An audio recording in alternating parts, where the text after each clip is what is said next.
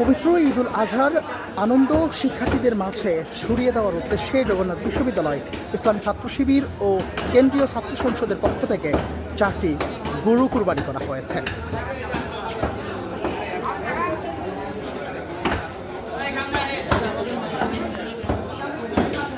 ঈদের ছুটিতে বিশ্ববিদ্যালয় বন্ধ হলেও অনেক শিক্ষার্থী এখন পর্যন্ত রয়ে গেছে ঢাকাতে, আর তাদের জন্যই এই বিশেষ ব্যবস্থা করেছে চক্ষু এবং বাংলাদেশ ইসলামী ছাত্র শিবির জগন্নাথ বিশ্ববিদ্যালয় শাখা। কিছুক্ষণ আগে আমরা ইসলামী ছাত্র শিবিরের নেতৃবৃন্দের সঙ্গে কথা বলছিলাম। তারা জানাচ্ছিলেন যে এখানে যারা শিক্ষার্থী রয়েছেন, বিশেষ করে যারা চাকরি প্রস্তুতি নিচ্ছেন, তারা বাসায় যেতে পারেননি। তারা যাতে করে সকলে একত্রিত হয়ে ঈদ আনন্দ নিজেদের মধ্যে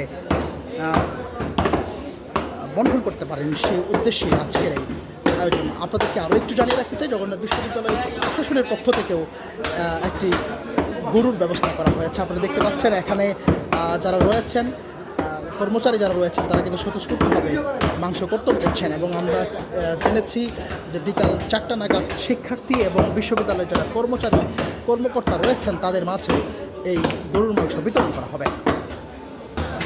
দর্শক, আমাদের যদি একটু জানিয়ে রাখি, আমরা দেখেছি যে গতকালকে ঈদ উল আজহার ঘোষণা পরপরই কিন্তু আমরা লক্ষ্য করেছি জগন্নাথ বিশ্ববিদ্যালয় ছাত্র শিবির এবং দক্ষিণ নেতৃবৃন্দ এই 4টি গরু নিয়ে পুরো বিশ্ববিদ্যালয়ের ক্যাম্পাস পরিদর্শন করেছেন এবং তারা হাম্বা মিছিল করেছেন। সেই আনন্দের প্রতিধ্বনি তারা বিশ্ববিদ্যালয়ের প্রতিটি পৌঁছে দেওয়ার চেষ্টা করেছেন। আপনারা এখানে দেখতে পাচ্ছেন জগন্নাথ বিশ্ববিদ্যালয়ের সাধারণ শিক্ষার্থী সহ যখন নেতৃবৃন্দ, বাংলাদেশ ইসলামী ছাত্র শিবিরের নেতৃবৃন্দরা তারা একত্রিত হয়ে গরুর মাংস করছেন। কিছুক্ষণ পরে হবে বিতরণ।